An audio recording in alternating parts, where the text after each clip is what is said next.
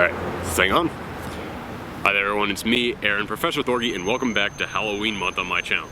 Or at least what I wanted to be Halloween month. You see, in between the convention at the start of this month, me having to move at the end of the month, and me getting sick all the way in between the month, I haven't been able to record everything that I wanted to. So I was going to do it today, but then after work, I lost my Metro card. Meaning I now have to walk home. But you know, we can still do it here. We're gonna be adventurous today. I'm gonna record all my Halloween videos on the walk home, and jeez, it is noisy out here. Stuff is literally falling from the trees behind me. I gotta get somewhere more quiet to record these videos.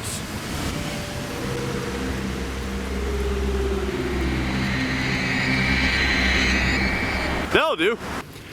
There we go. Much better. Nothing quite like a nice relaxing stroll through the park to put you in the perfect mind to start talking about Halloween.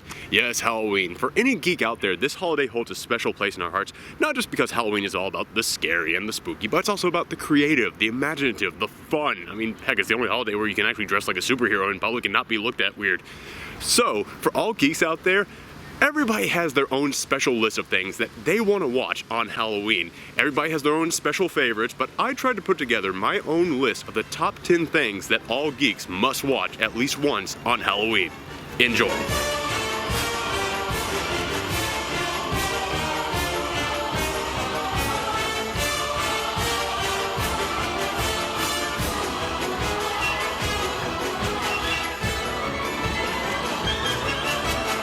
At number 10, Hotel Transylvania. Hotel Transylvania was critically panned, and honestly, I don't get it. Best I can figure is that the critics just heard it's an Adam Sandler film and they instantly went into hate mode because audiences seem to love this film.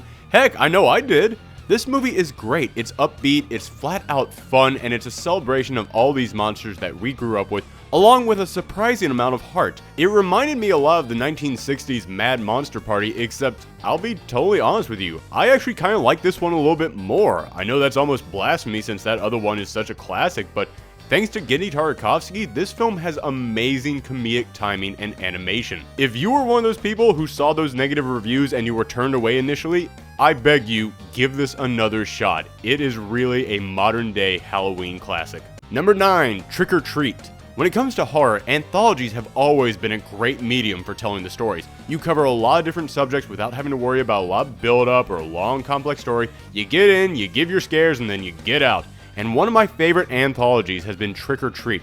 It's not just named after Halloween, it's a perfect tribute to the holiday. Every single story in this film is dedicated to a twisted take on the festivities of the holidays. Whether it be going to a Halloween party, carving pumpkins, or even trick-or-treating.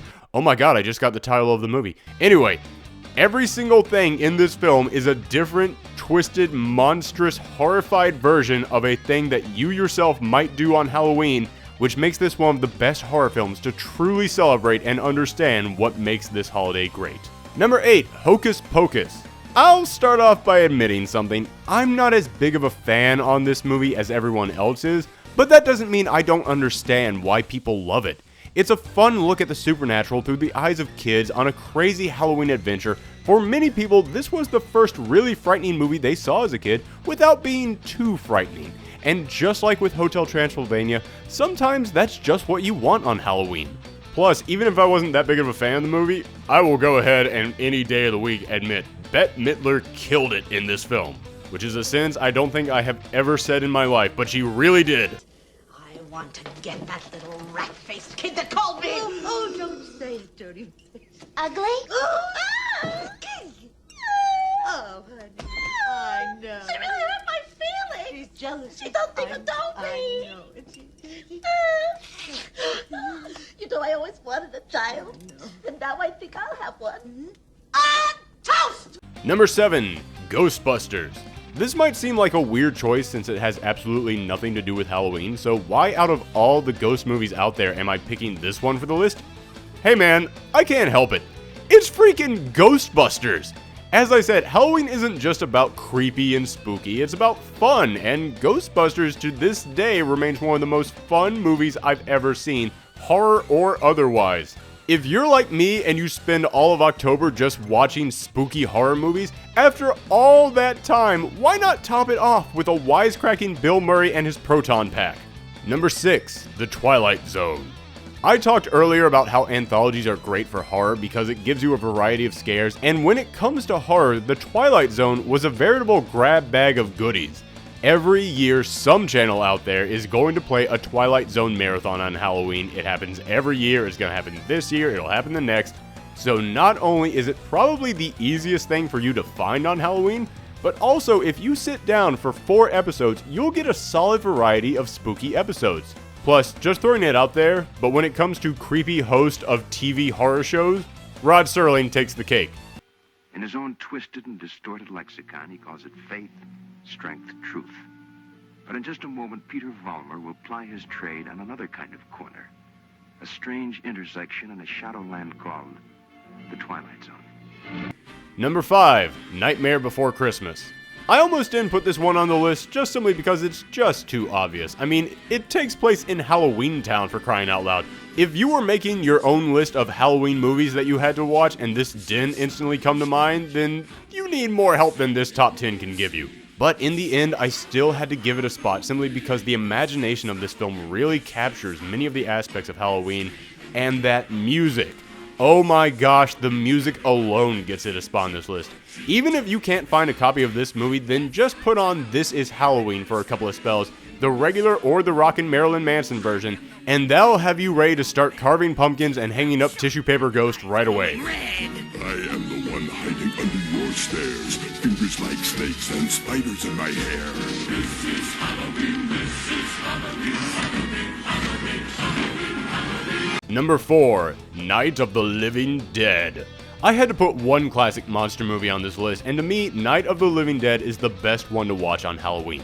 Don't get me wrong, this is a great horror movie any time of the year, and I really think it was way ahead of its time, but this is a list of things to watch on Halloween, so let's think about this film. If you're watching scary movies on Halloween, then you're held up inside somewhere while people dressed as ghouls walk around outside and occasionally bang on your door. So why not watch a horror movie about a group of people held up in a house while ghouls walk around outside, occasionally banging on their front door? If you want to watch something that will have you jumping every time a trick-or-treater bangs on your front door, then this is the movie for you. Number 3, Monster Squad. Have you not heard of Monster Squad? Well, then allow me to correct that mistake for you right now. This movie is about a group of horror movie geeks, a club of kids who love monsters, and one day they're given a chance to test their knowledge when all the classic movie monsters come to life and start destroying their town. And what's so great about this movie isn't just that it's a celebration of being a geek. It's not that it's a movie about a bunch of little geeky kids who use their pop culture knowledge to save the day. And it's not just that it's another great movie for kids that doesn't insult them or underestimate their intelligence, but most of all, it gets these monsters right. Dracula, Wolfman, even the creature from the Black Lagoon are all put on steroids in this movie, and they come up with some of the best examples you'll find of them in any movie. The